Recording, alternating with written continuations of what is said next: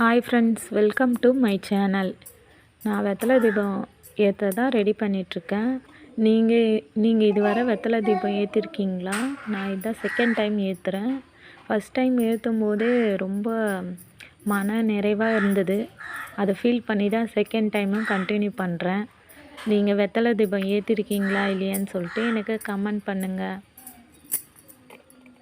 நம்ம சேனலை லைக் பண்ணுங்கள், சப்போர்ட் பண்ணுங்கள், சப்ஸ்கிரைப் பண்ணுங்கள். தேங்க்யூ ஃபார் வாட்சிங்.